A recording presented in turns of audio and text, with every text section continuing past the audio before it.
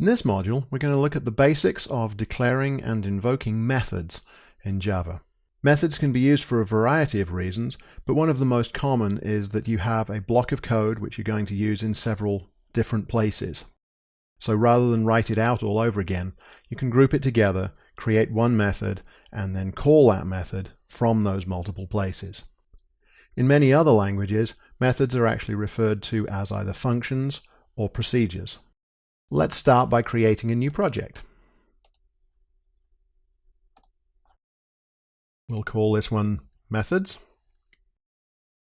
And the first thing we'll do is put some code in here which will compute the average of a small array of numbers. So here you see we declare this array, float array, called fa1, and it contains 4 floating point numbers, 1.2, 3.2, 5.9, and 9.6.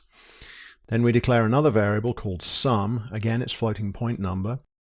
We initialize its value to 0, and then we run through the array using this for loop that counts from index of 0 to the index limited by the length of that array.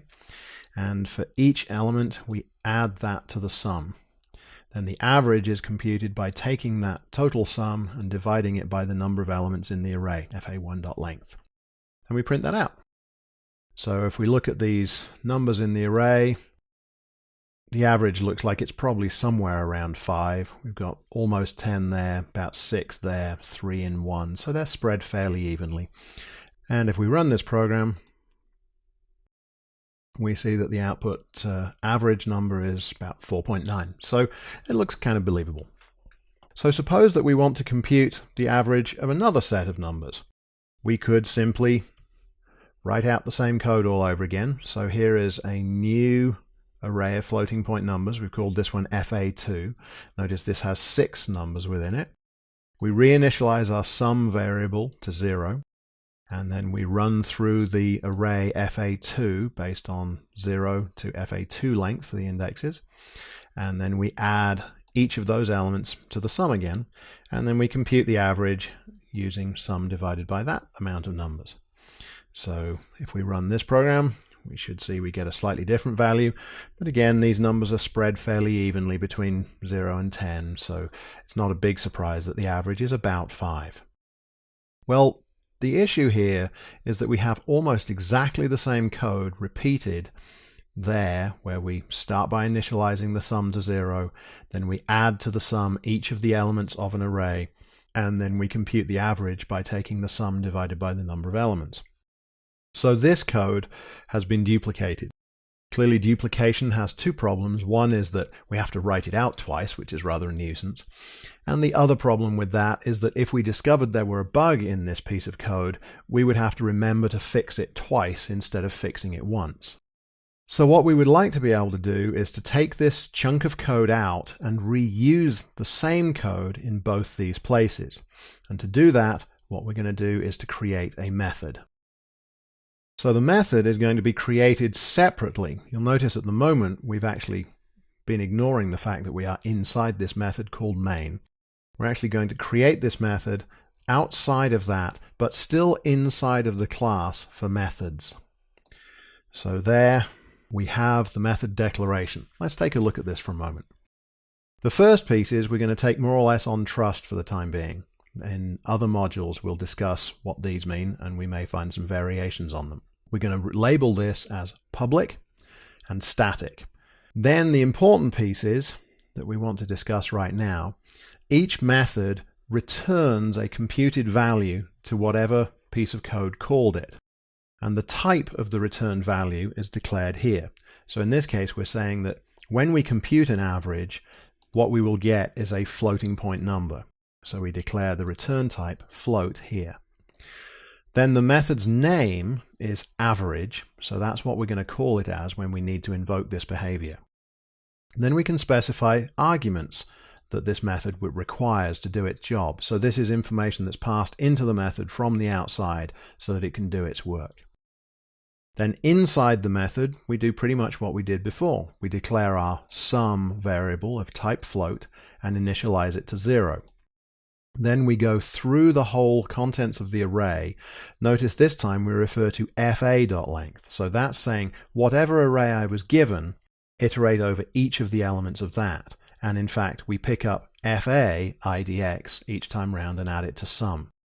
Finally, we divide the total sum by the length, and this statement here, return, says this expression, compute it, and pass it back to the caller. The argument to this type, must match the type that we said we were going to return up here.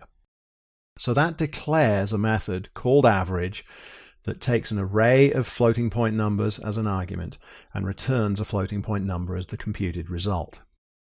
Let's see what it would take to actually invoke this code. All we have to do to invoke this is to refer to it by its name. So here the expression average fa1 refers to it by name and provides it with an argument of the suitable type. This call, method call as we would call it, is actually considered to be an expression of whatever the return type specified here is. So we can put this in, and the call to average using fa1 as the argument will be representing a floating point number, and that floating point number will be printed out. So the neat thing about this is we can call this twice. Notice the first time we say the average of the first set of numbers is, and we continue the line here so it doesn't get overly long with plus average of fa1. We pass it the values in the floating point array called fa1. It computes the average and it prints out average of the first set of numbers is 4.9 something. Then we do it again. Average of the second set of numbers is, and here we call the average method using fa2. So it's the same behavior but with a different set of numbers as the argument. So if we run this, we'll see that we get the same behavior and the same output that we got before from the pieces we had previously, these elements up here. But then our new ones, average of first set of numbers and average of second set of numbers, here we get the exact same values because the implementation of the method called average is essentially identical to the code that we had previously just sitting in line. So that's a simple method declaration. Well, sometimes we might need more than one method. It's perfectly reasonable to have a variety of pieces of behavior that we want to create methods for so that we can reuse them. So let's create a variation on this theme. Again, it needs to be inside the class, but outside of our main method. So here we've declared another method. We're calling it partial average. And you'll notice that this takes a floating point array, but then it takes two integers, first and last. It still returns a floating point number. It creates a variable called sum and initializes it to 0. Notice that we can keep using the same variable name because the sum in this method is a different variable from the sum in that method. This is only visible inside the enclosing curly braces. So from this curly brace here to this curly brace here, this variable sum has meaning. In fact, you can see that NetBeans has highlighted it. When I put the cursor on there, that one, and that one are highlighted as all being the same variable. These ones aren't. Anyway, what we do with this variation is we compute the sum just between the first and the last indexes.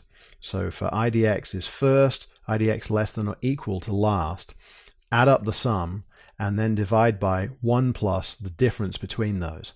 The point being that if the first and the last were the same number, we actually would have computed the sum of one number, so we still need to divide by 1 plus that difference. So now we can invoke this partial average method. Let's have a look at the code to do that. Probably not a surprise. We have our print statement.